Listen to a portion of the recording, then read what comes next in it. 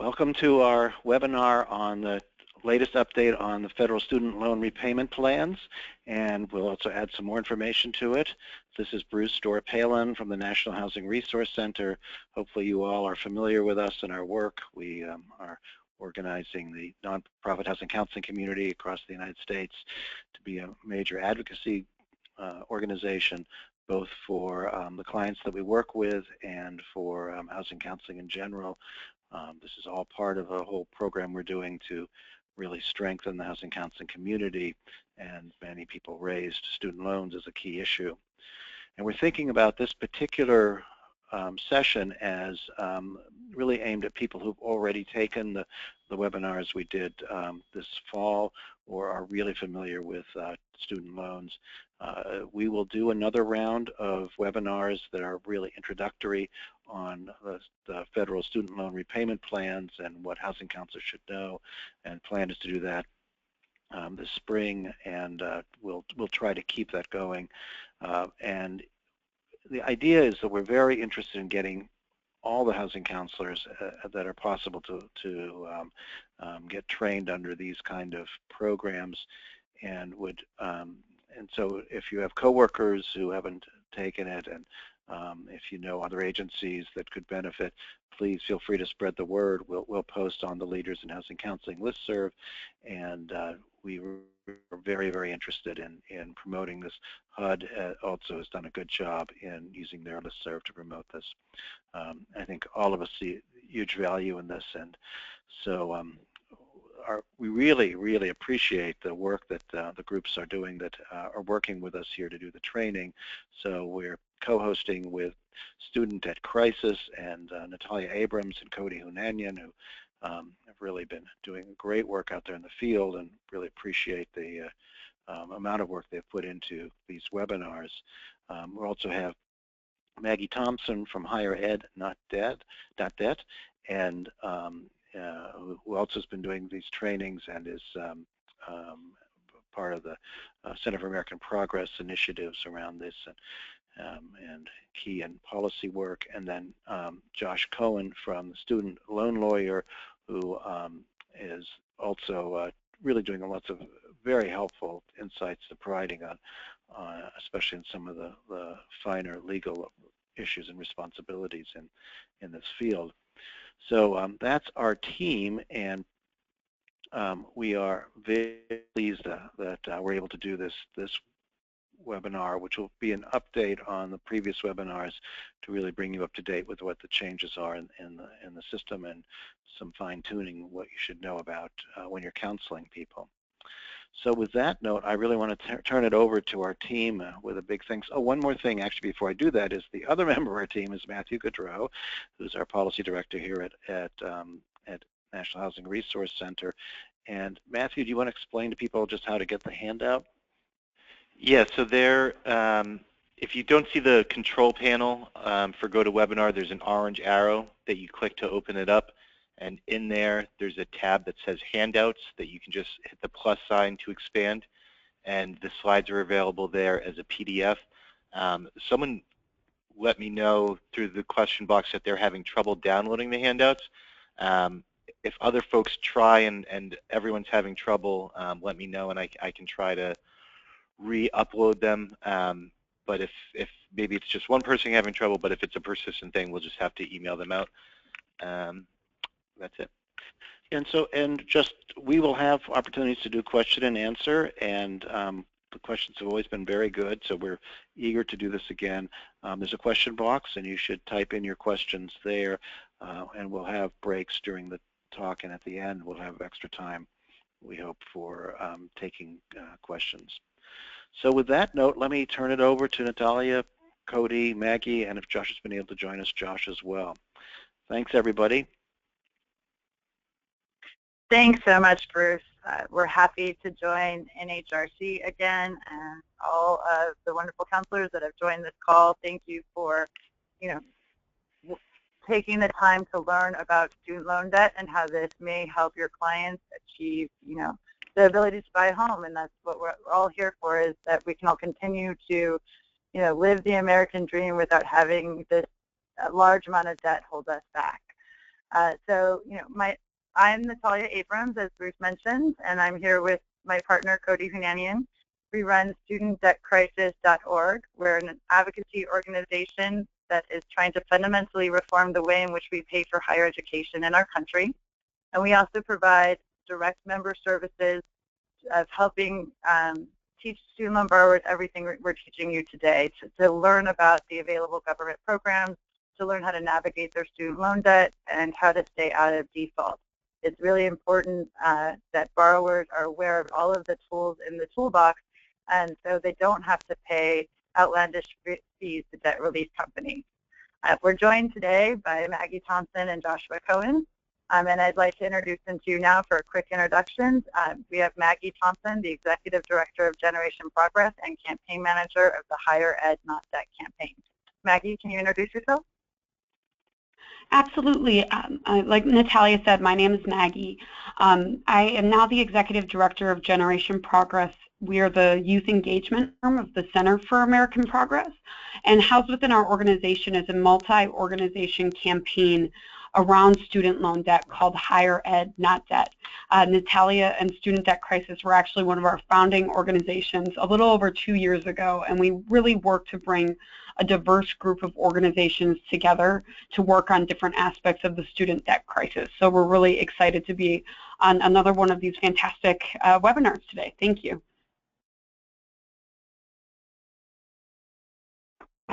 Thank you, Maggie. And we also have with us Joshua Cohen, the student loan lawyer. Joshua, if you can introduce yourself. Thank you, Natalia. Hi, my name is Joshua Cohen. I'm the student loan lawyer. It means I do nothing but student loan work, and I help people with whatever their issue is if it involves a student loan.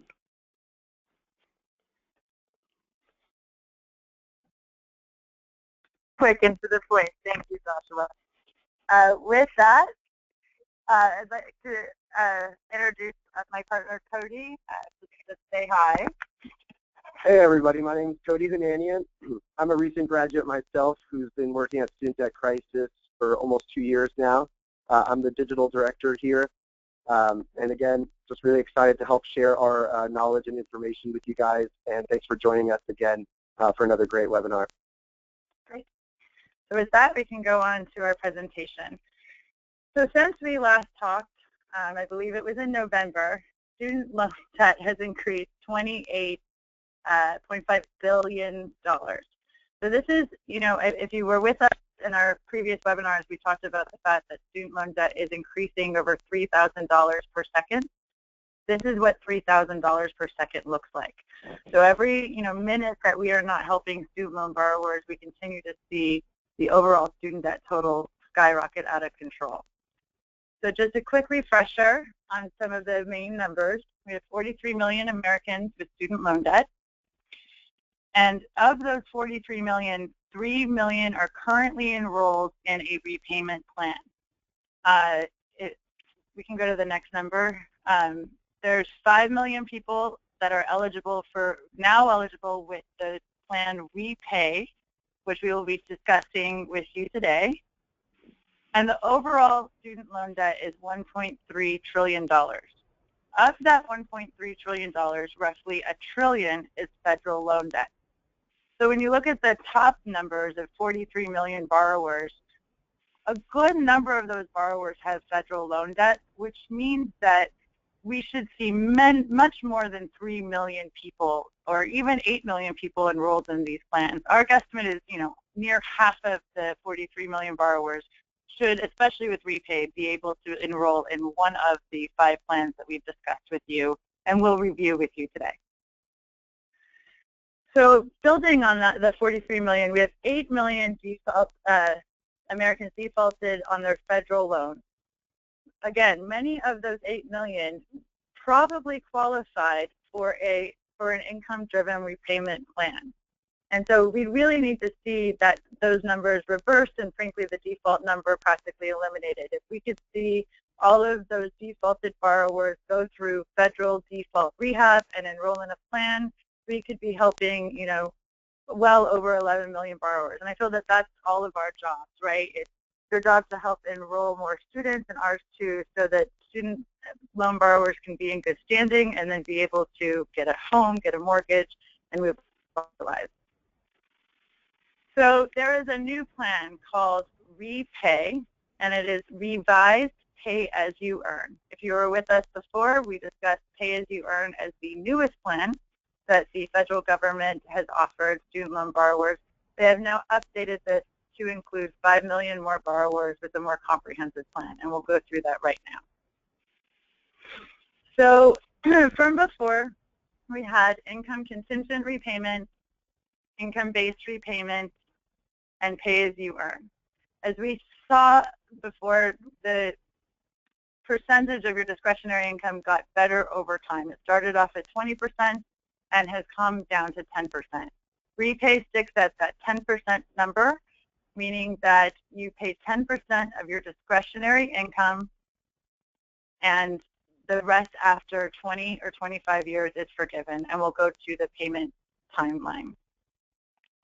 So the repayment schedule has also gotten better. We've seen it go from 25 years to 20 years for income-based repayment and pay as you earn. And now REPAY is a little different. REPAY is at 20 and 25 years, which Joshua will go more in depth on. But for undergraduate students, it's a 20-year repayment plan, and for graduate students, it's a 25 repayment plan, 25-year repayment plan. After that amount of time, your loans are forgiven and taxed as income. However, this can still be very beneficial to student loan borrowers. So the new benefits under REPAY, how is REPAY different than, say, pay as you earn or income-based repayment? One of the newest additions is negative amortization. So we have heard from student loan borrowers, especially the ones that are on income-based repayment or pay as you earn with a zero balance, they're very concerned about their increasing loan balance due to the interest. And so under REPAY, the federal government is going to subsidize 50% of that unpaid interest. So it's going to slow down the total overall balance of your student loan while in the repayment plan. The other benefit is that there's no hardship requirement. So unlike the other plans, REPAY doesn't need you to have partial financial hardship. Anyone with a direct loan can enroll in REPAY.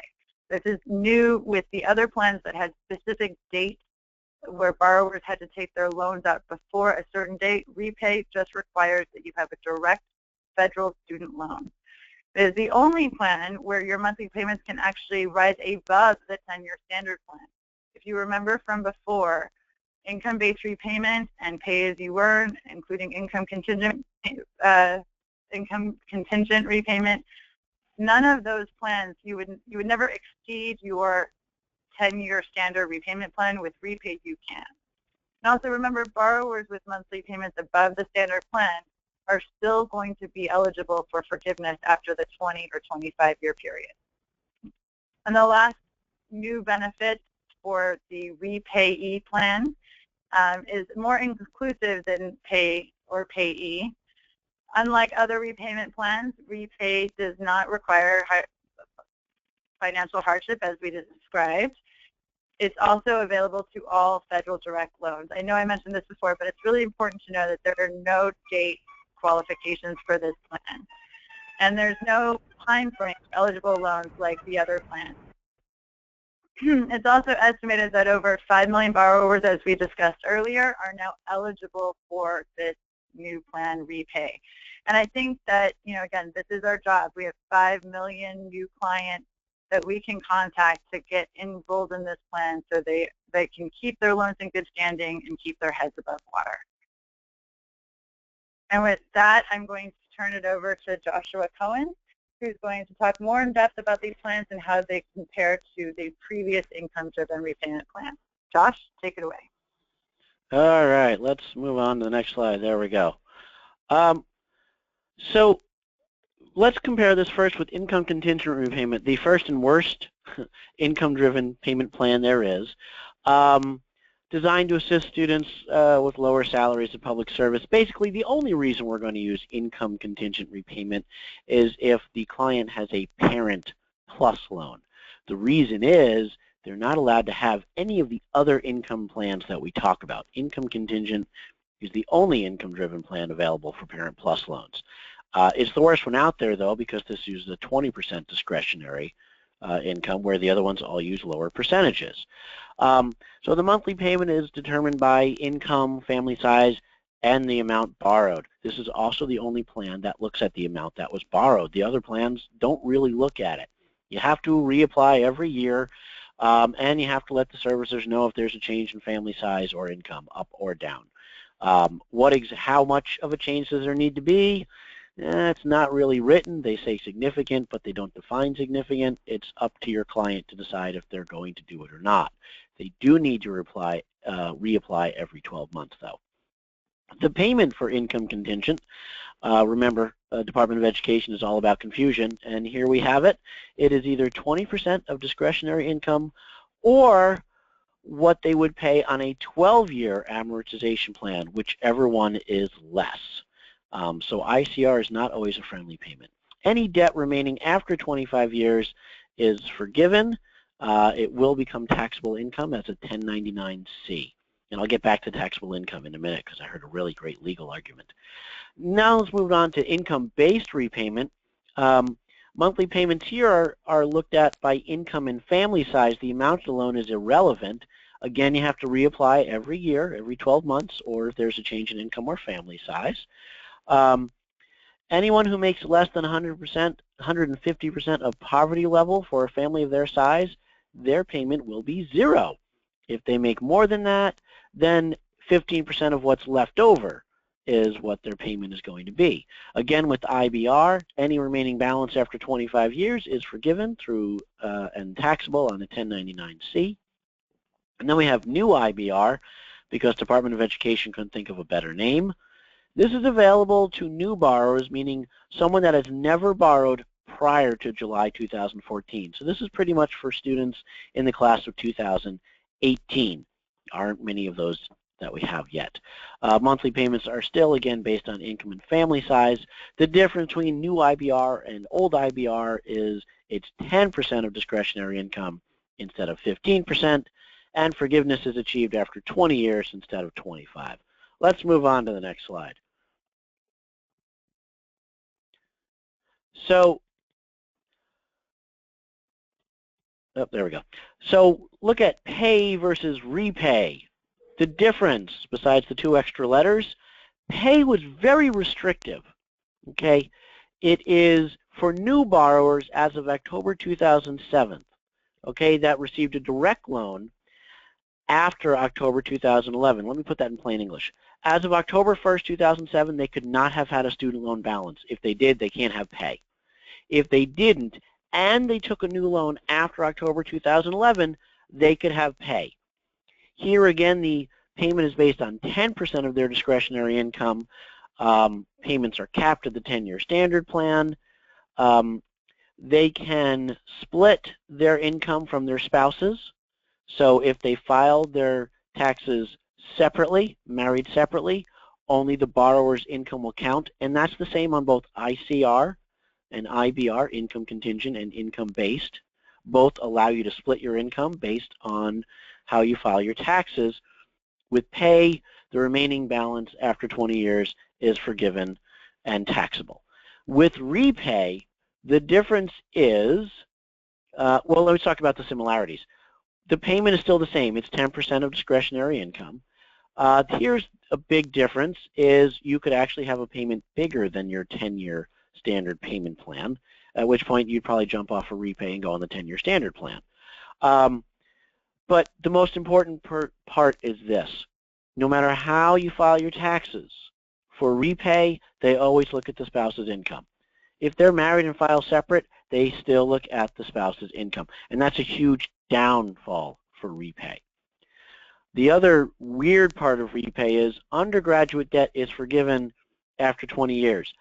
But if the borrower has undergraduate and graduate debt, then the whole ball of wax does not get forgiven until 25 years. So that's the issue. The good thing that repay has that none of the other plans have is that the interest rate, or the interest, not the interest rate, but the accumulated interest is capped at 50%.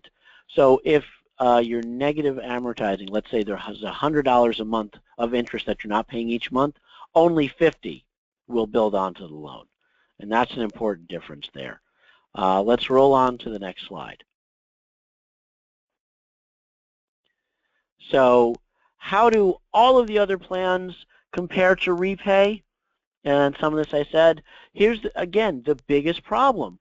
With REPAYE, your spouse's income will always count towards the final formula. With the other plans, if you're married and file separately, then you can ignore your spouse's income. And you'll see in the examples how that plays out. And sometimes REPAYE is not the friendliest plan out there. So move on to the next one. Okay, and again with REPAYE, if you enter REPAYE with just undergraduate loans, then the payment period is 20 years. Anything not paid after 20 years is forgiven and taxable. If there are graduate students enrolled in REPAYE, then there is no forgiveness until 25 years, and anything not paid is forgiven and taxable. Now here is where I want to throw in a legal argument that has still not been tested, but from what I hear is pretty good. It's got some legs to it, which is when it comes to that taxable income, principal should be taxable, not that built-up interest over those 20 or 25 years. We won't really know until we get to the end, and to be safe, send your client to a tax attorney so that they can get their opinion. But from what I'm hearing, that's huge news. If the interest is not taxable, it may not be so bad. And remember, in the end, taxable is a whole lot cheaper than paying the whole loan. This is all about survival. Okay, moving on to the next slide. Now we have an example. Here we have, we'll show you the repayment estimator. Mary is a 35-year-old single mother of 3. She makes $35,000 a year. She's a paraprofessional at a local elementary school working full-time, and her federal loan balance is $50,000. So if we go to the next slide, we can see what all of her different payments are. And if we look, we can see her regular 10-year standard payment would be $513. That doesn't sound very affordable. She can do a graduated payment, which starts low and every 2 years goes up. It starts at $288, but her last 2 years will be $865 a month. That doesn't sound doable either. She can do a 25-year fixed plan at $272, or an extended graduated plan, which starts low and every 2 years goes up for 25 years.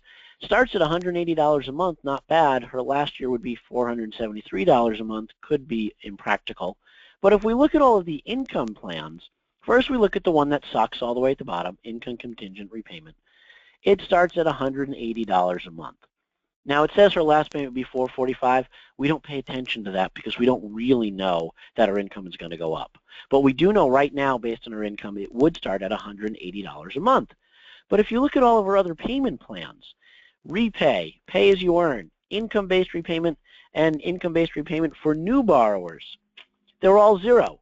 Now she doesn't qualify for IBR for new borrowers because she's not a 2018 graduate. She doesn't qualify for pay as far as we know because we were guessing that she had a loan balance before 2007. So then we have a choice between IBR and REPAYE. They're both zero, so what's the difference? Here's the question. Right now, while she's single, there's no difference. If she were to get married, then her new spouse's income would affect REPAYE, but it would not affect income-based repayment because she could continue to file separately. Let's go on to the next example where we have a married couple, and I think things will fall into place a little easier. We have Bill and Mia. They're 27. They've got 2 children. Bill makes $20,000. Mia brings in $18,000. Bill has federal loans for $75,000 because he's a social worker. Mia works retail. They file their taxes separately. So if we go to the next page, we can see the final results. Now, we're looking at Bill because Bill has federal loans of $75,000, a family of 4. His 10-year payment is $770 a month. We know he's not going to do that. He can do a graduated payment of $432 a month. That's still going to be pushing it for a family of 4 living on $38,000 a year. He can do a 25-year fixed for $400, again, still pushing it. Extended graduated, oh, okay, it starts at an affordable $270, but it's going to grow to $700 a month. That still looks kind of pricey. If we look at all of the income-driven plans, even the bad one, income contingent, it starts at 0, not bad. IBR for new borrowers, 0.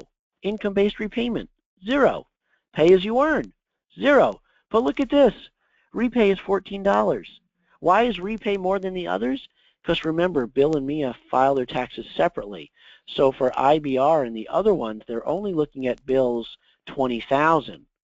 But when they look at repay, they look at both of them, and they look at $38,000. So under repay, it's $14 a month. Under IBR, it's only $0 a month. So that's something for them to decide.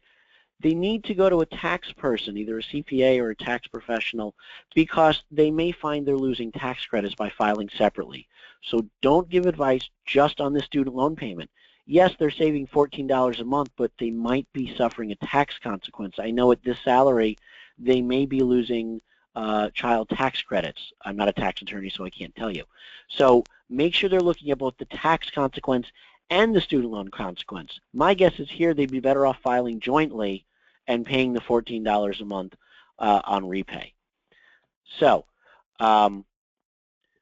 let's look at the, actually, I believe I'm going to hand it off at this stage. Is that correct, Natalia?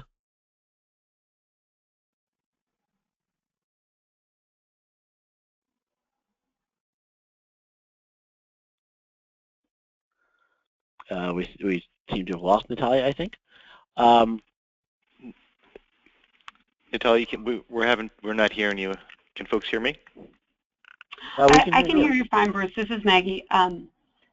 Josh, if you want to wrap up the repayment plan checklist, and then I'll just jump in at public service loan forgiveness, and that'll be great. That sounds great.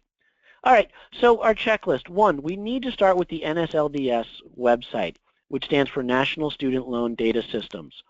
It's the Department of Education's database. So you go there, you find out all of the loans. If there's a loan missing, it's probably not a federal loan. It's a private loan. Everything we talked about, throw it out the window. Then you use the repayment estimator, and that's a link. So when you get a copy of this, you click the link and you can go to it. You contact the servicer for the application forms, or you can always Google them.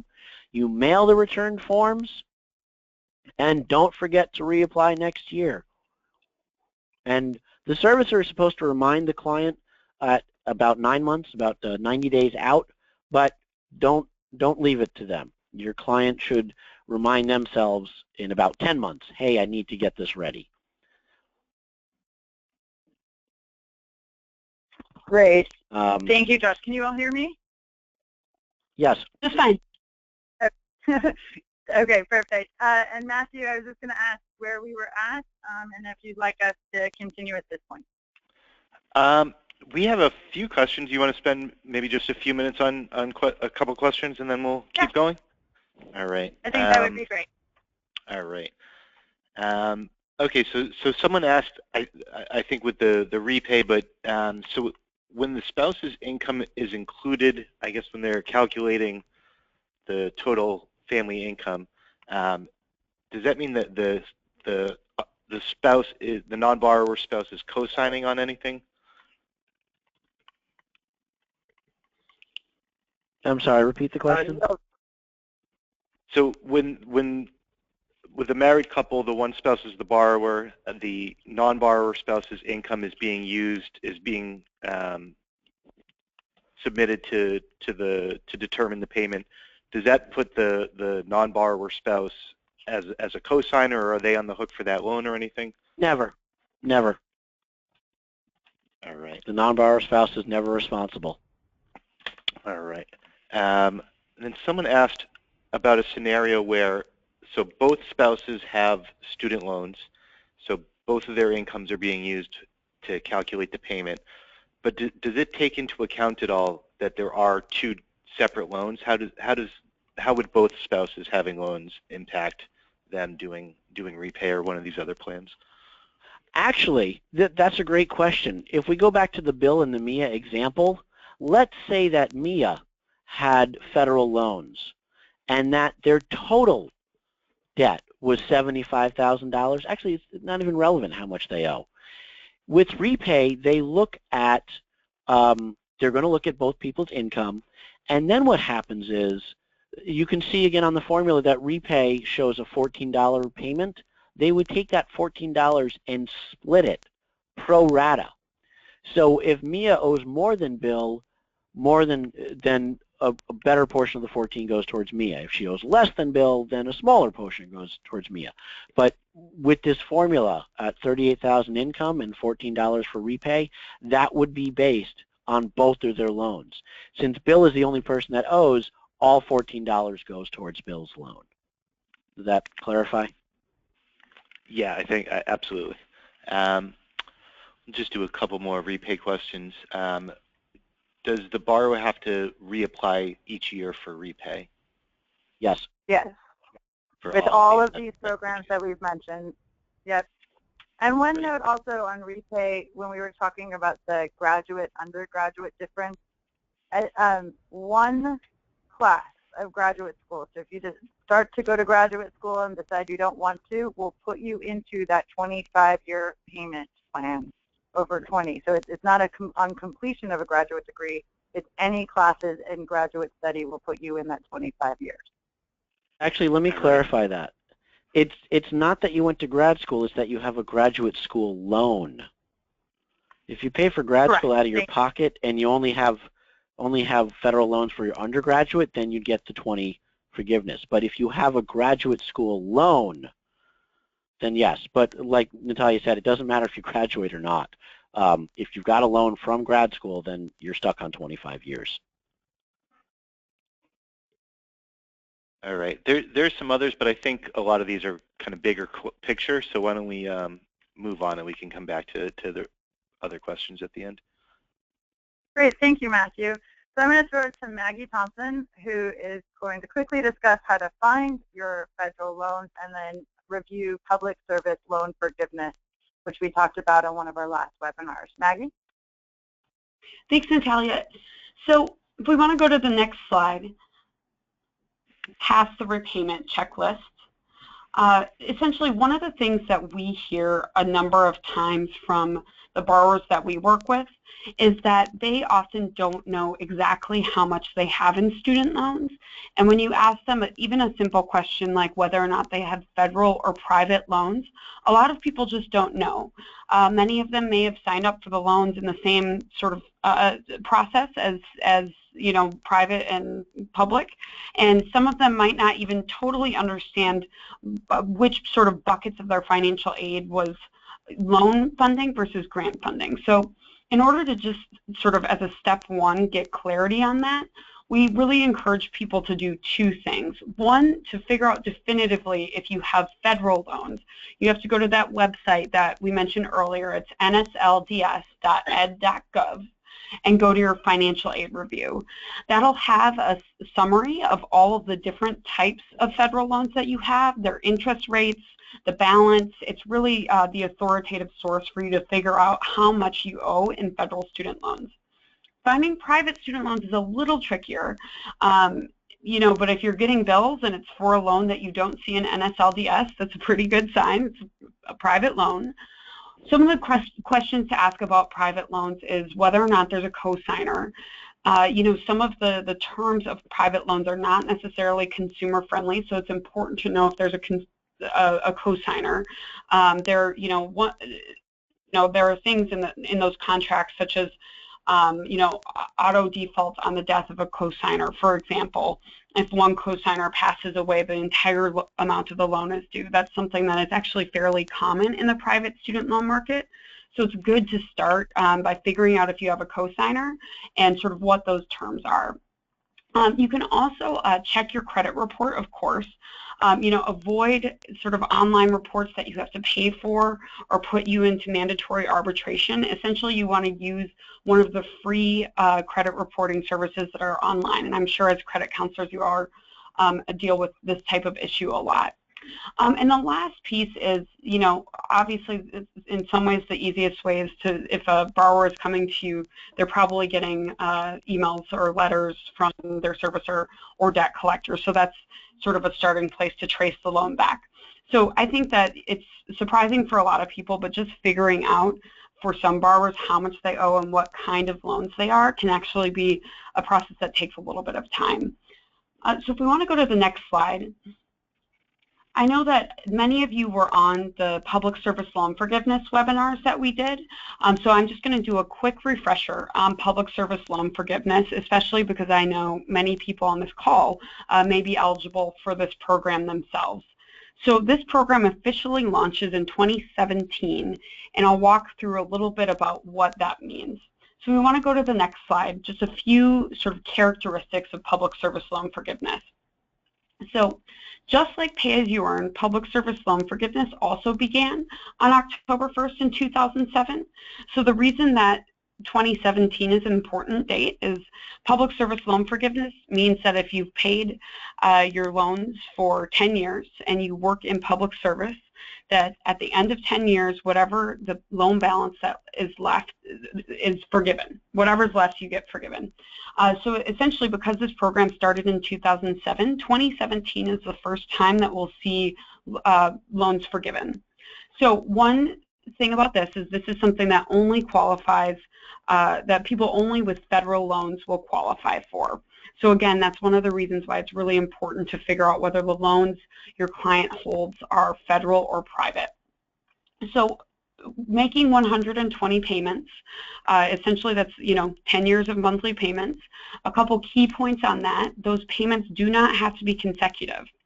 So for example, if you're working at a nonprofit and then you go into the private sector, maybe consult for a year, and then come back, maybe you were 2 years at the nonprofit, 1 year consulting, that essentially means that you will have 8 years left to work in public service to qualify for loan forgiveness. So it might lessen the amount that you'll have forgiven, but just so people know, those 120 payments, they do not have to be consecutive.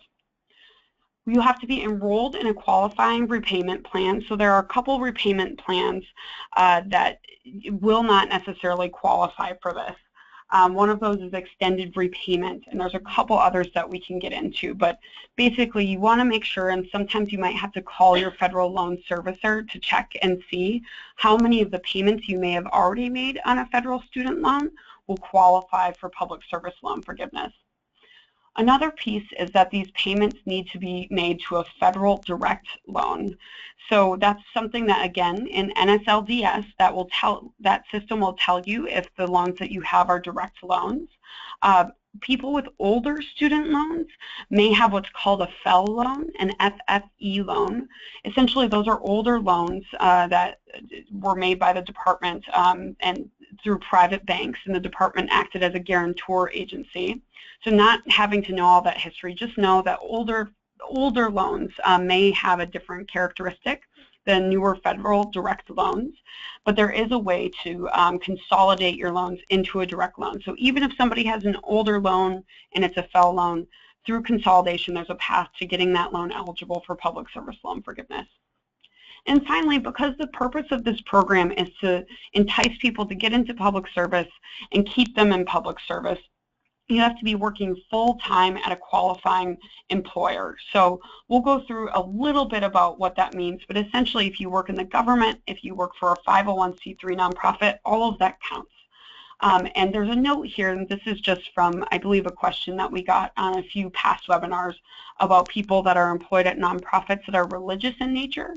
You can see that that counts. However, certain activities such as worship services or proselytizing do not count. So that's something, if that's a situation you think you may be in, you might need to sort of ask a few more questions of your employer or your servicer or both to figure that piece out if you're in that particular situation. So going on to the next slide, just to overview, the typical types of employment that qualify for public service loan forgiveness. So all levels of government organizations, so if you work for city government, county government, state government, federal government, any type of government employment really counts for this. What's different, and this is something that we see a lot in the DC area, is if you work for a private contractor that contracts with the federal government, unfortunately, if you're in that situation, you will not be eligible for public service loan forgiveness. So it's really the person that's giving you your paycheck that has to be a government organization, or as you can see here, a 501c3 not-for-profit organization, including churches. And again, there's an asterisk there for that little disclaimer I just went through about sort of the nature of your employment at a religious nonprofit. So, other types of nonprofit organizations that provide public services, you may also be eligible for this program. And I will say one thing on these different sort of types of employment is that there are a lot of people who are in these lines of work with student debt who don't know about this program, and I think that you'll likely run into a lot of that with some of your clients. There are a lot of people who may just not know that this program exists or that they're eligible. So really quickly, to go through the checklist of how you can enroll in public service loan forgiveness, you just go to www.nslds.ed.gov to verify that you have a direct federal loan. If your federal loans aren't direct, you can consolidate your loans into a direct one, so that's not the end of the road if you have a client that doesn't have a direct loan off the bat. You want to make sure that you have a qualifying employer, and you can do that through the Department of Education website. We've included that link in the slideshow. For this one, you have to keep track of your employment and hold on to your check stubs and tax returns. So this is just like Natalia said, for all of these programs, one of the things that's a little tough about it is that you do have to renew every year.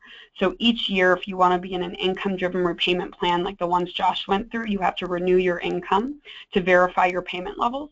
And same thing with public service loan forgiveness. Each year you need to verify that you're employed at a qualifying organization. So it's a yearly process, and like he said, don't rely on your servicer to remind you. It's really good to keep track of this because we see a lot of people drop out of the program. It's just better to stay on top of it as an individual.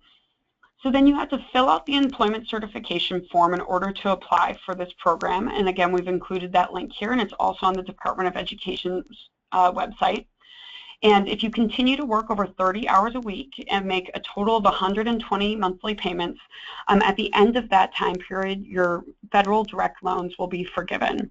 One last note about this, and this is a little different again from some of the repayment plans, is that unlike the income-driven repayment plans that Josh walks through, loan forgiveness through the Public Service Loan Forgiveness Program is not taxable.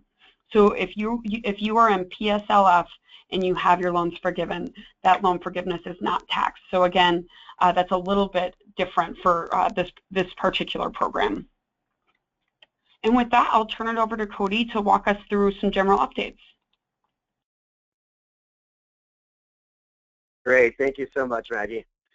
All right, so I wanted to just highlight some other general updates in the student loan industry at large. We've already covered repay and public service loan forgiveness for next year, and those are really some of the more important changes on the borrower side. But as experts, it would be nice for you guys to get update on some of the newest legislation, policy changes, and warnings from others in the industry. So first is a possible interest rate change. I'm sure you're all well aware that the Federal Reserve raised interest rates. I believe that was late at the end of last year.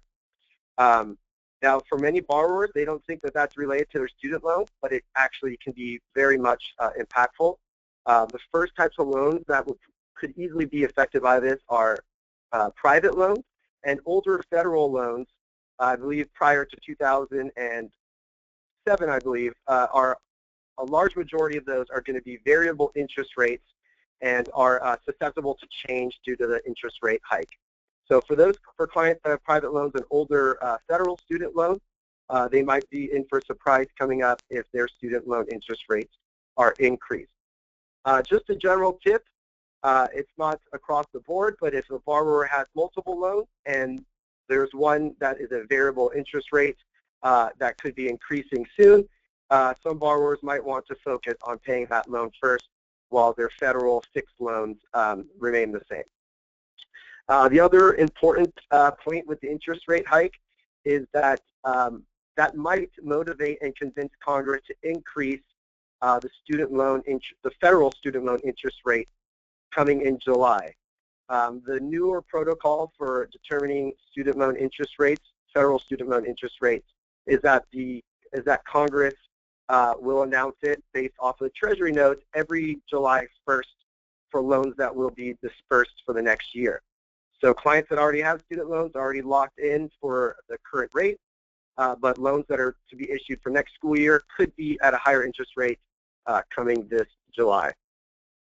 So just a quick reminder, these are the current interest rates for federal student loans. Again, just always wanting to highlight the difference between graduate and parent loans, that they have substantially higher interest rates. Again, these are people who could very much be affected a lot by an increase in interest rates.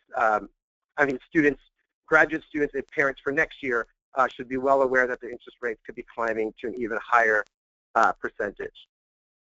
Another, I guess, quote-unquote update, but just a continuous note, is that debt relief scams are continuing to prey on student loan borrowers. Just a recap of the tendencies of these scams: it usually involves a loan consolidation or debt relief in exchange for a fee, but unfortunately they do all of the simple form work that we've already explained to you that is free and is a right to all federal student loan borrowers. Borrowers are really having a tough time because they're being bombarded by mail, telephone, and social media. I know that for a fact. I continuously get letters in the mail. And they use taglines such as Obama's new loan forgiveness, we work with the Department of Education, and as of the new program, I'm starting to see a lot that say, have you heard of Obama's new repayment program? And they're talking about repay. You should never have to pay for a program like that. Because of, and I'm going to get into this later, but there's another provision, a law that changed due to the budget deal, that student loan borrowers are now able to be robocalled via their cell phone by debt collectors. Previously, they were protected by consumer rights, and this small change is going to bring a lot of harassment and stress to borrowers' lives. Currently, the FBI and the Better Business Bureau are warning borrowers about telephone-related student loan scams. Based on my experience, there's almost no reason that that the Department of Education would ever call you in person. So if you're hearing your clients talk about receiving phone calls, please warn them. It's most likely a scam. And just in response to this, we've seen the Department of Education and the CFPB really take note. And I'm sorry, that was an error there. It's actually the new Secretary, John King, sent the message to borrowers reiterating that you should never have to pay to get help managing your student loan debt. So again, just a general reminder, these scams are continuing. Another change, and this is something that has yet to be seen but could be a positive change for the student loan industry, is how federal loans are being dispersed for servicers. Previously, the Department of Education gave preferential treatment to the top 4 student loan servicers, Nelnet, Great Lakes, and I'm blanking on the other 2, but the top 4, oh, it's right there, and American Education Services and Nelnet. So those top 4 were really getting the bulk of the student loan servicing industry when it comes to federal loans, while they're also getting poor reputation and bad customer service reviews. And we've heard it a lot. The CFPB has responded also to servicing issues. Now the new program will allocate servicers based on the quality of their work and their ability to keep borrowers current. So we're hoping to see that this should have a positive effect. It will introduce nonprofit servicing companies that hopefully will provide better customer service and better assistance and guidance so that borrowers can stay away from default and stay on track and current.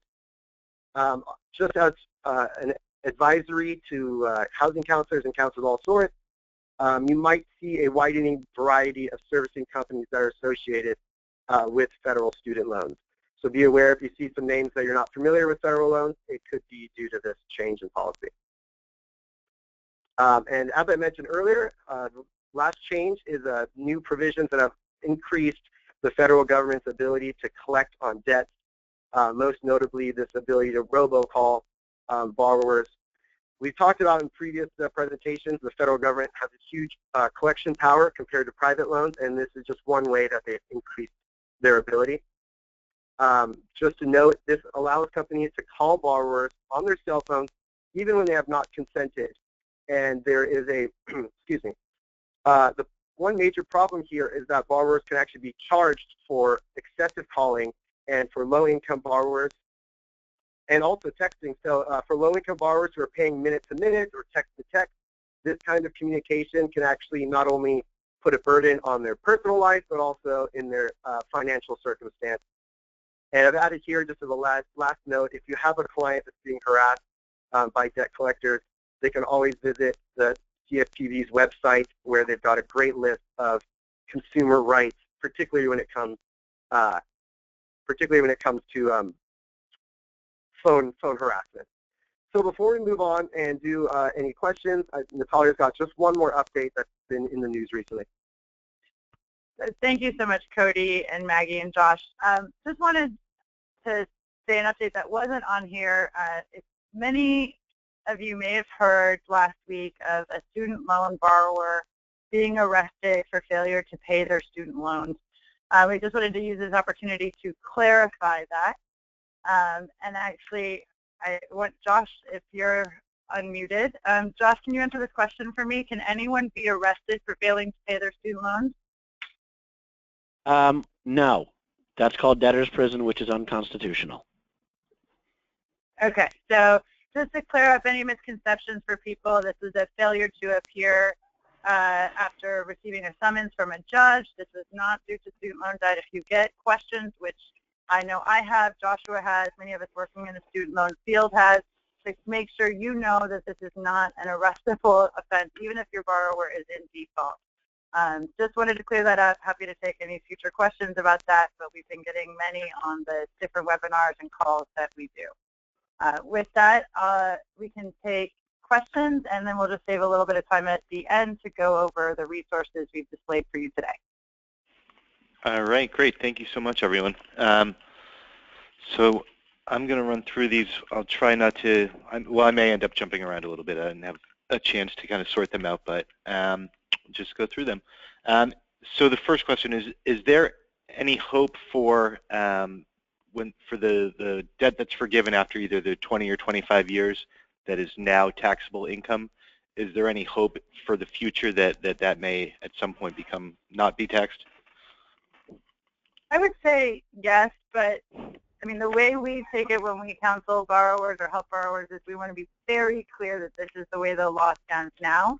But there have been a number of bills introduced to Congress to take care of this. So I would say that our legislators are well aware of this taxable issue and are working to change it. But in terms of doing our fiduciary duty to our clients, we need to make sure clearly to state right now it is taxable. Is there anything you'd like to add to that, Josh or Maggie? No, I mean, I think that sounds right. Yeah. Great, thank you. So someone asked about, again, with loans being forgiven in either the 20 or 25-year period. One is when does the clock start for that 20 or 25-year period, and how would someone check for a client how far along they are? I would first suggest, again, going to the NSLDS website. There you should be able to see what types of loans you have, and it should differentiate if you have a graduate plus loan, and that would be a great first start to know if you are going to be placed in the 25-year extended payment for, or the 25-year period for graduate students. So again, it's kind of one of those invaluable resources. The NSLDS tends to have a lot of the information that you need to know about the loans themselves. Great, thank you. There are a few questions that if someone could just kind of clarify. So there's some confusion about how REPAYE and the public service loan forgiveness option interact, and I suppose it goes for any of the income-driven repayment plans. Can someone just kind of clarify how those two kind of work together? Very simple. Public service loan forgiveness is about getting early forgiveness in 10 years if you A, have the right loan, and B, work the right job, and C, you're on the right payment plan. C can be filled through REPAYE or IBR or ICR. It's that third prong. The right payment plan is an income-driven payment plan.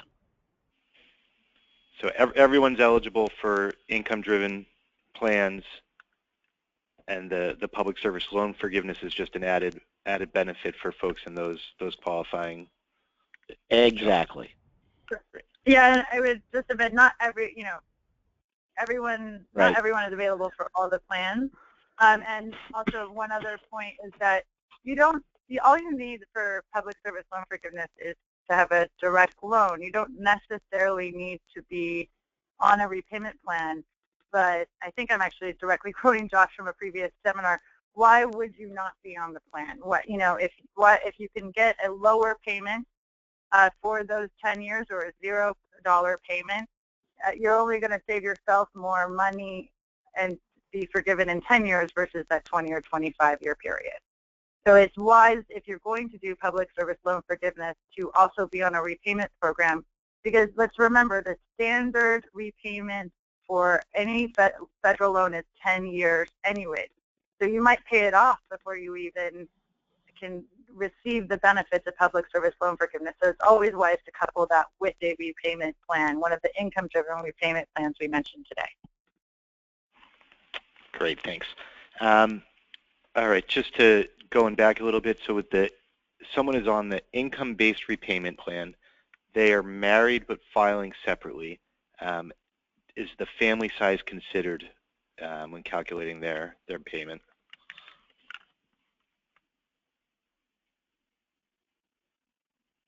If they're on an income-driven, yes. For any of them. So this person had said income-based repayment specifically, but you're saying yes. For any income-driven plan? All right. Yes, family size matters for income contingent, pay, repay, new IBR, old IBR. Okay. Because that's how you calculate the poverty level, correct? Exactly. Okay. All right. So someone asked for REPAYE when they just wanted to clarify that it's only spousal income that is taken into consideration. They said, so for example, a non-married household member would not be taken into account. Exactly. Yes, that's correct. Great. And this is maybe what Cody's going to do last, but someone had just said they're seeing scams and just websites they don't trust, and asked for recommendations of trustworthy websites.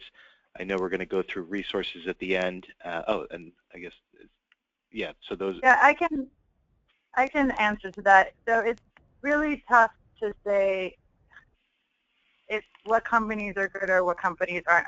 From experience, a lot of the good companies are bad companies, excuse me, have very generic names: student loan relief, student loan help. Basically, all of these programs are free of charge from the Department of Education. So the most trusted website is, ed.gov, which is the Department of Education's website to go to. We have links to all of the trusted sites: the Consumer Financial Protection Bureau, IBR Info, which is from TICAS, a wonderful think tank on student loan debt. Links to the borrowers.org, which everyone on this call has partnered to bring links that also includes the links to the Department of Education. But as credit counselors, I would defer to the Department of Education and frankly not trust any of those outside companies, because it's very hard to tell which ones are scams and which ones are legitimate, and most of them are scams. And certainly if you're being asked to pay anything other than say to a lawyer, is that pretty much a surefire sign that it's a scam? Yeah, I think, people get paid for their time, right? As credit counselors, it is okay to be paid for your time, but a lot of these companies are looking, we just dealt with a company that is now charging borrowers $50 a month through automatic payment to manage your student loan debt on top of a $1,000 fee to enroll in income-based repayment. That's outrageous. I mean, I guess if somebody like an attorney or a credit counselor is charging $100 for their time and they're giving an ample service, that's probably okay, but most of these companies aren't. The other thing is, it will clearly say on their website that they're not a part of the Department of Education, but often when they talk to borrowers, they do quite the opposite, where they say that they are actually calling on behalf of the Department of Education. So no, that's another thing to look out for. But I would just say that we just haven't found a company yet that has been legitimate, other than credit counselors and groups that you all work with, like MMI, or that NHRC approves of, or Joshua and his League of Graduates. So we trust student debt attorneys, bankruptcy attorneys, and credit counselors, and that's about it. Great, thank you. Can people change plans from year to year? Yes. Yes. All right. So this, Bruce may actually want to weigh in on, kind of specific, but so a client has a private loan that's in collection but being paid. It's showing up on their credit report as in collections. Is in collection. Is there anything to be done about that? Nope. If they went into default, it's in default, and even though they're paying it, it's in default. It's not helping their credit at all. Right. I get lots of people in that situation. And would that come off of the credit report after the 7 years or whatever, or is that? After 7.5 years, yeah, it'll come off. Okay. But more importantly, you want to send that person to an attorney, to a student loan lawyer attorney, because they're missing some important rights. Like every time they make a monthly payment, they extend the time to be sued. And the important thing that they need to know and they need to hear from an attorney is they're in default. They can still be sued tomorrow even though they're making payments. Okay, so that's important. So yeah, send them to an attorney. Okay. And do you want to elaborate on scenarios where like that, where an attorney? I think this is a personal opinion, professional opinion. If someone comes to you and has a private loan and they think they are late or they want to know repercussions or anything like that, that's where I think it becomes legal advice, and I think the best thing you can do is send them to an attorney, because private loans are governed by state law. So it's not even something that, even though I'm an attorney, could tell you, because I'm only licensed in Vermont and Connecticut. If a New Yorker came to me, I can't help them with the private loan. So I think to be safe, send them to an attorney. Great. Yeah, I was just going to add, this doesn't apply in that case because it was a private loan, but if you're dealing with clients that have federal loans and they're really stressed out about default or delinquency, we didn't recover it in this presentation, but we discussed previously the default rehabilitation program. Again, this wouldn't apply for this private loan case, but I just want to clarify, if it's a federal loan, there is potentially some options, and you would definitely want to look into default rehab. And do you want to just quickly, definitely some of the folks on this call were not on previous calls, just maybe quickly give an overview of rehabilitation? Yeah. Well, yeah, just quickly, what loan rehab allows you to do is, if you've gone into default, you get one shot ever at rehabilitating your loan. And what they do is, one, they're going to place you in a repayment plan, or two, they might actually consolidate your loan, or you might consolidate your loan so that you can enroll in a repayment plan. So that'll help, excuse me, that'll help lower your monthly payments to a more affordable rate. Another part of the process is that the Department of Education or whoever holds your loan will sell that loan, and in that process an agreement will be made at what a reasonable and affordable payment is. I think Josh could explain more in detail what those payments are. But once you've gotten that far in the process, you have 10 months to make 9 payments, and after that 9th payment over those 10 months, your loan is back in good standing. The reporting of the default is erased, and so you kind of have a blank slate. But again, you only get this option once ever for your federal loans. So that's the general breakdown. Yeah, let me step in and clarify.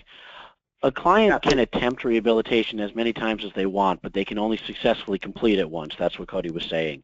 As for what that reasonable and affordable payment is, it's actually, ready or not, it's the IBR payment. You'll know what it is before they get into rehab. It is IBR.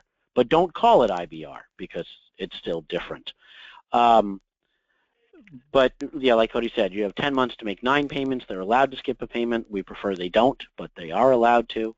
And after they make their 9th payment, then the sale occurs, and then the client gets a letter saying, congratulations, you're rehabilitated. If you're helping someone with this, make it very clear to them.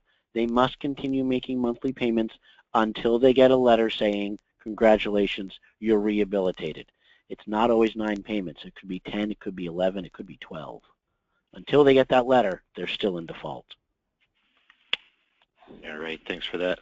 And we do have posted on our website, which is hsgcenter.org/media, recordings of the first 3 webinars from the series. So if folks want to learn more about that, they can go back to. I think that was the first one. Was that right? Yeah, you know, we're going to do another round of these webinars, right. so we should just guide people to the future at this point, because I think that things have changed a lot. So this, so definitely for people who are on the call now, and for your staff who need to get this information, plan on looking out for it this spring. All right. A few people asked about Parent Plus loans and whether they're eligible for income-driven repayment plans. Yes, Parent Plus loans can have income contingent repayment, and if that borrower would qualify for public service loan forgiveness, let's say it's mom who's a nurse at a hospital, income contingent repayment qualifies for public service loan forgiveness.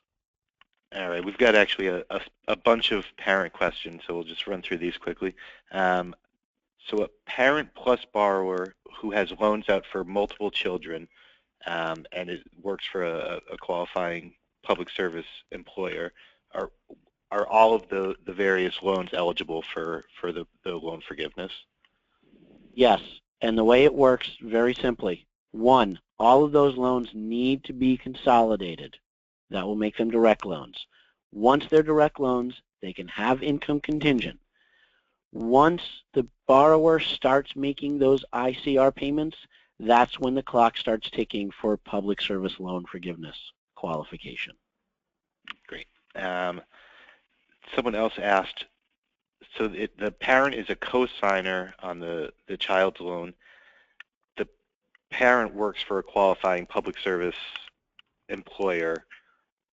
Is the parent eligible as the co-signer to do public service loan forgiveness where the child does not qualify? No, and here's why. If the parent is a co-signer for the child, it's not a federal loan. It's a private loan, and private loans don't have public service loan forgiveness. Okay. And a parent co-sign. But let's ask the other side of that question. So let's say it's a Parent Plus loan. The student who got the loan originally who got the education originally is in the for-profit sector. Parent is in nonprofit. Can they do a public service option then? It's all about the borrower qualifying. So for a Parent Plus loan, the parent has to qualify. For a Stafford loan, the student has to qualify. It's about the borrower. All right, and so I think pointing out that it's a parent co-signer makes it a private loan may change this, but so can a parent co-signer of a borrower who becomes disabled, can no longer work, is the parent then on the hook for that loan? Let's turn that into 2 questions. If they're a co-signer, that tells me it's a private loan. Then it's up to the lender. For private loans, some of them do offer a total and permanent disability discharge. It's a pain to do it, but I have seen it done. I've gotten it done for a client through Sallie Mae on a private loan. If we're talking about a Parent Plus loan, a federal loan, and the child becomes disabled, then the parent can get out of their Parent Plus loan. They can apply for a total and permanent disability discharge on behalf of the child and get the Parent Plus loan discharged. And would that be a scenario where you would advise someone to see a lawyer to see what their options it's a scenario. They should be able to handle it. I think working with any of the various agencies that Natalia has there, if they want a second opinion or they want assistance, yes, a student loan lawyer can help them, but it's a process they should be able to do by themselves. Okay. And if someone asked if you could just kind of clarify how exactly Sallie Mae fits in, they were wondering what the options are for Sallie Mae loans. Okay, understand, first of all, Sallie Mae spun off its student loan division. It's now called Navient. They're one and the same. That's all we care about. The problem is Sallie Mae does a few different things. They do private loans, they service federal loans, and they also used to originate federal loans. So they could be an originator for Fed or private or service. Josh, just Maggie, to did you want to clarify, isn't the private division still under the name Sallie Mae and the federal loans under the division of Navient? No, Navient services the private loans. The private loans, okay, because there still is Sallie Mae online. Yeah, Sallie Mae. Here's what happened. Here's what happened. Sallie Mae is actually an NA. It's a national association. It's a bank, and they took their student loan servicing portfolio and spun it off to create Navient. The industry gossip I heard was they were trying to sell it. I guess bad press stopped that. So Navient services federal loans. It services private loans, but the Sallie Mae private loans are originated by Sallie Mae NA, serviced by Navient. Does that make sense? Yep.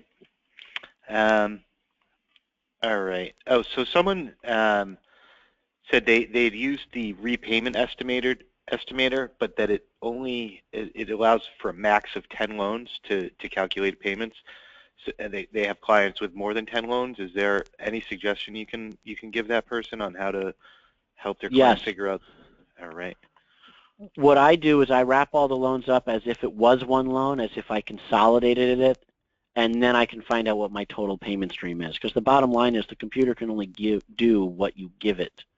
So you have to think for the computer. If you're thinking that you're going to consolidate them all, pretend you already have. Put in the full amount of all of the loans and call it a subsidized direct loan, which will give you all of the options. You want to do the thinking. Don't let the calculator think for you. All right. Someone else. So someone who has several part-time jobs, all with eligible employers for public service loan forgiveness. Total is 50 hours a week of work. That person is eligible for public service loan forgiveness? Yes. Actually, I've heard conflicting answers on this. Go ahead, Cody.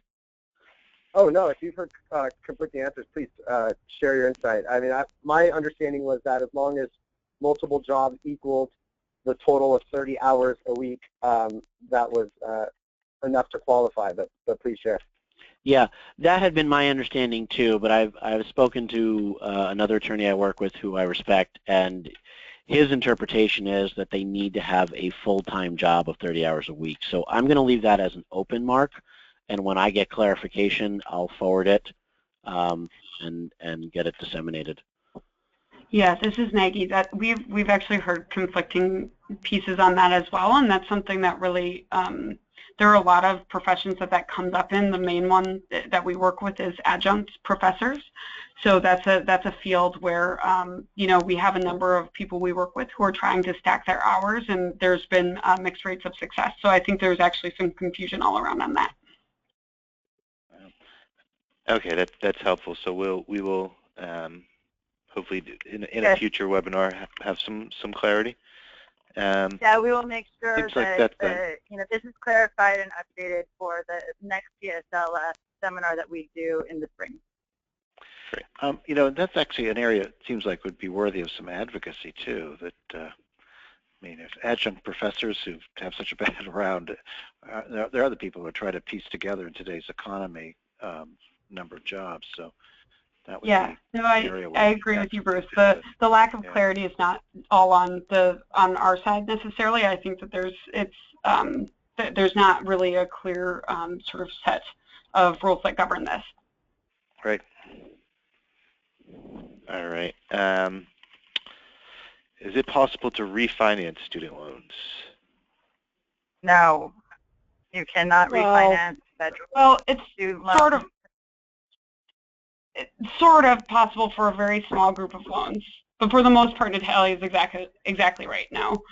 I mean, there are some cases where if you are a high-earning borrower that graduated with a degree that's likely to pay you a lot of money, let's say you went to a great school and got an engineering degree, there are some private companies that will refinance your loan for you, but those portfolios are generally fairly small. And in addition to that, there are a few types of state student loans that you can refinance.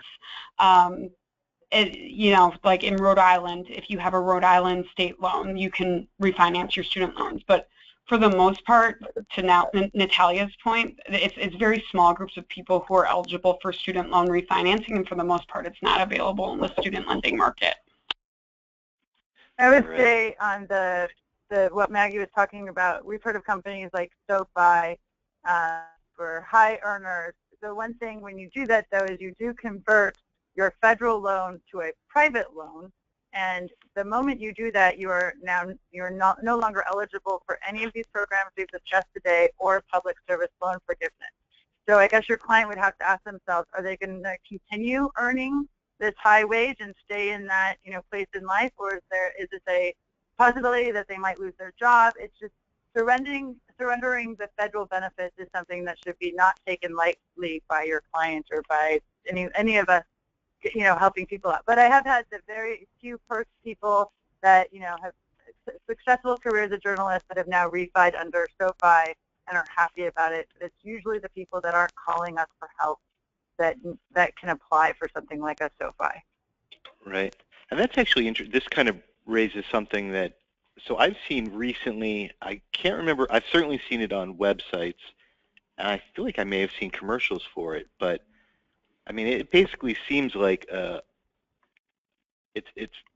they're basically advertising it as they can save you money on your student loan payment. My impression of it is that it's exactly that it's a private company that's going to buy your or convert. Go ahead. Yep. Yeah. Yeah, no, So they're going to convert your loan from a federal to a private loan. So they are purchasing that loan in its entirety and now taking out a new loan with you under the private system. And they advertise interest rates as anywhere from 2 to 10%. If you find that person that gets that 2% interest rate, let me know, because I haven't found that person yet. I found them, Natalia. I found them. SoFi, this is all about, buyer beware. But if the person who needs this is not our client, these are people that are already doing well and have the ability to get a lower interest rate. That's why they get to 2%. A lot of them are keeping their federal loans as federal, but they're refinancing just their private loans to bring it from 7 to 4%, which saves them, a couple of $100 over the year. It's the catch-22. Those who need it can't get it. Those who don't need it, they can have anything they want. Just the thing that concerned me is this was definitely not geared. The advertisements I've seen were not geared exclusively to high-income earners at all, and it did strike me that people were probably, that it seems like a good deal, but people were unwittingly losing their eligibility for all of these income plans that they may not even know about in the first place. So I was kind of struck by that when I had seen those. And even for the mid-wage earner, mid to high, if they're in a public service job, they surrender their ability to apply for public service loan forgiveness. All things that we need to take into consideration if you're going to convert a loan. But Josh is absolutely right. If you have a very high interest private loan, then these companies might be, of use to you if your, overall yearly income has changed. Right. And do we want to leave just about 5 minutes at the end, or how long do we want to leave for to go over resources? Oh yeah, I think we can go through that fairly quickly. So we can, if there's more questions, we can take a few more. Okay, let's go through a few more. I just need to sort through these now. So there are a few very kind of fact-specific. Maybe we'll save those and just try to do the ones that can be the most helpful for the most people. Could you just kind of go back through how employment gaps for someone who's wanting to do the public service loan forgiveness, how do gaps in their eligible employment work?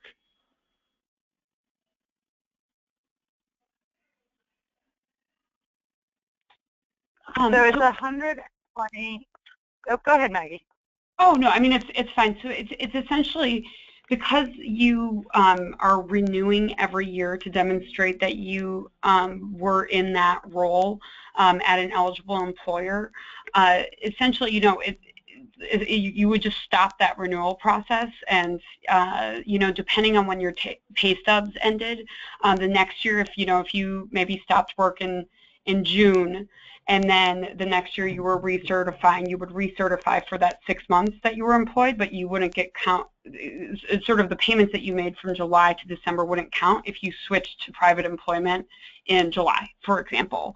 And you know, if you then worked for a year in the private sector and went back in, you would simply have to then go through that same process, filling out that certification form, demonstrating that you are now employed at an eligible organization and all of that. So that's sort of the way the process works now. So but that gap, that's not something that's going to withdraw your eligibility from the program. Great. Another public service forgiveness question. So this scenario is where someone has been paying on a loan for 15 years while they were employed for a government agency. They weren't aware of the public service loan forgiveness. Are those payments that they've been making for all this time potentially eligible make them eligible for public service loan forgiveness? If everything lines up, I mean, the bottom line is there's nothing to qualify or to do really until they have all 120 payments. There is that employer certification, and it's debatable if it's a requirement or not. FIA, who is tracking this, is probably going to screw it up. But the bottom line is, if they were working the right job, they had a direct loan, and they were already on an income-driven payment plan, then they did qualify. If they were missing any of those three, they can't go backwards to get credit. And just, I should have included this, but to clarify, they've been paying on the loan since 1995. But I think because we weren't focused on public service loan forgiveness, we didn't get into this. But only payments made since it was 2007. Is that correct? So this person, if they've been making payments, working for a government, making payments since October 2007, they're possibly, all of those payments have been eligible, and October 2017, if they've made 120 payments, they may qualify. As long as they have a direct loan from the Department of Education. And in 2007, I believe our record stated that there was only 10 to 15% of all loans were direct loans. So more than likely in 2007, they had what Maggie talked about earlier, which was an SSTL or FEL loan.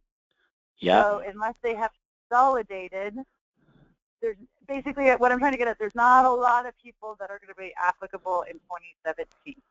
So it's only if they had a direct loan at that time. And the only income-driven plan in 2007 was income contingent, which nobody knew about. So the odds of a 2017 PSLF forgiveness are almost slim to none. Okay, but we just hope this person consolidated to a direct loan as long ago as possible. Yep. Maybe just one more question. Sorry, I'm just going to find a good one. Not, they're all good, but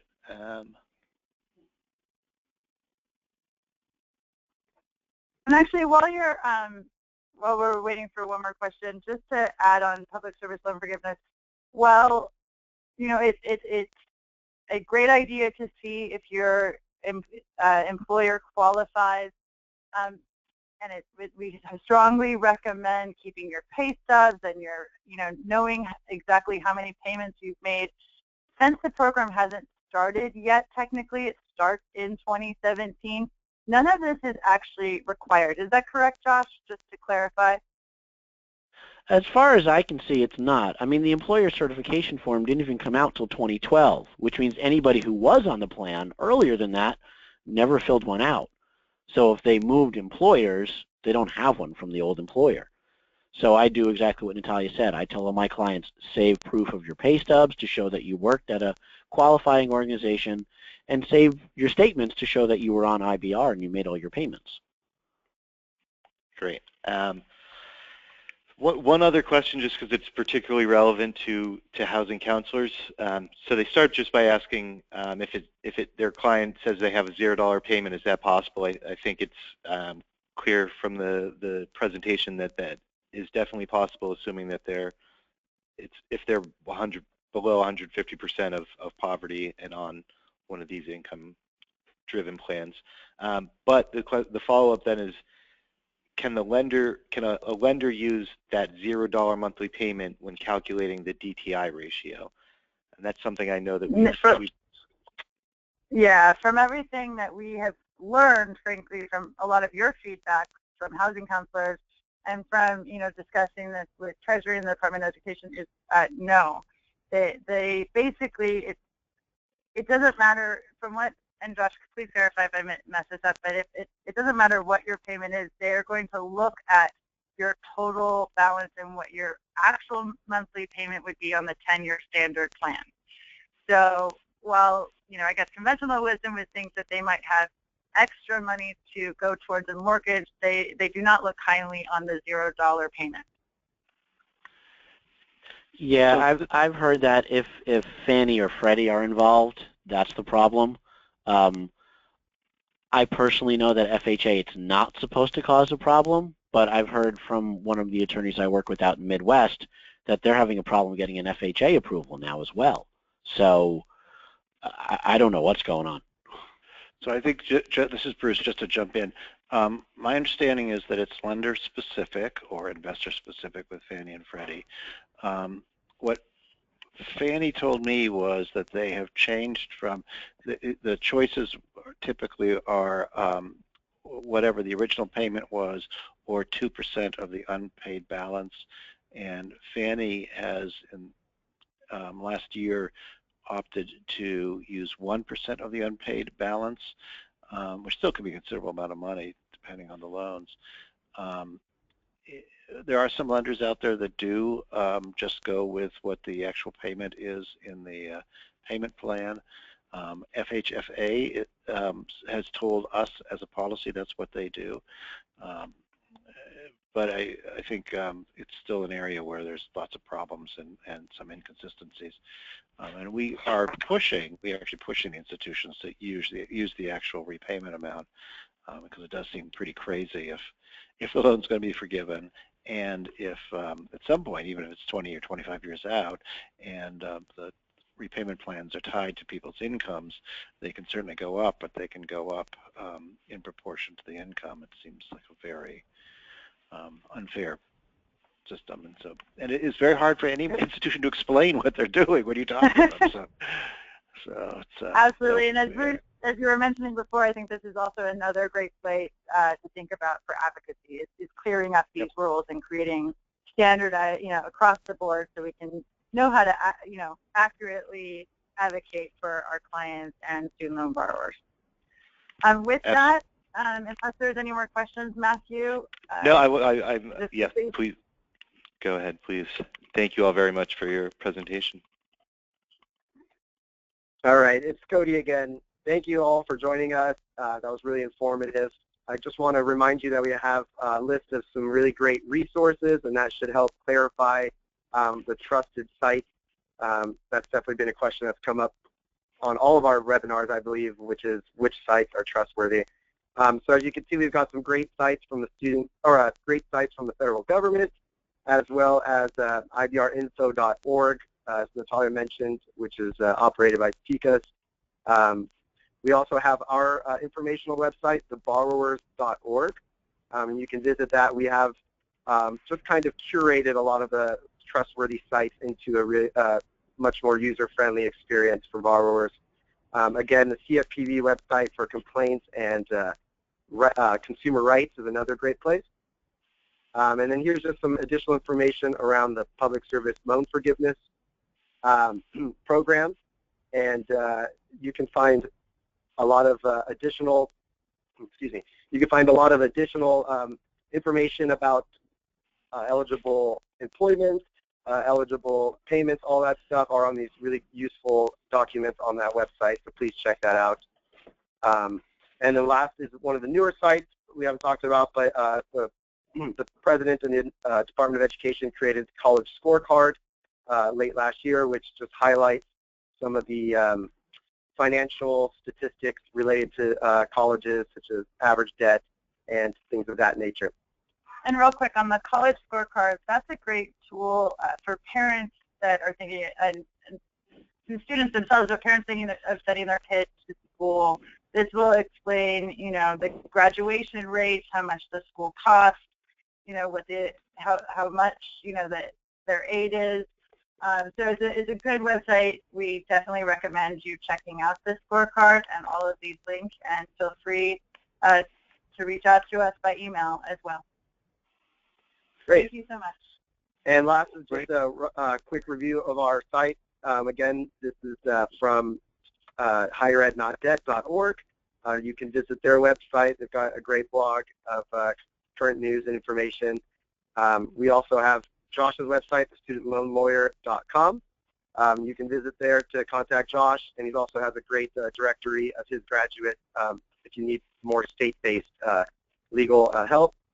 Again, there's our website, theborrowers.org, our informational website, where you can find a lot of free resources. And last but not least, please feel free to visit our website, studentdebtcrisis.org. Again, you can go there to, you can also visit on our site the Student Debt Stories segment. That tends to get a lot of traffic. We have, I think, over 1,000 now testimonials from real student loan borrowers where they're sharing their personal experiences. And we just gain a lot of insight and a lot of perspective on that page reading those stories. So feel free to go there or also share your own personal experience. And yeah, thank you very much for joining us. This was really great. We very much appreciate it. Good. So this is Bruce, and just to close out, if you have staff members or coworkers or other counselors in your community who've done part of the training and haven't gotten this update, we'll do another one next week. And again, we'll do a much fuller program later in the spring for people who need an introduction from the beginning. But thanks everybody for your participation. Give us feedback about what works, certainly what you're learning about mortgage lending and student loan forgiveness.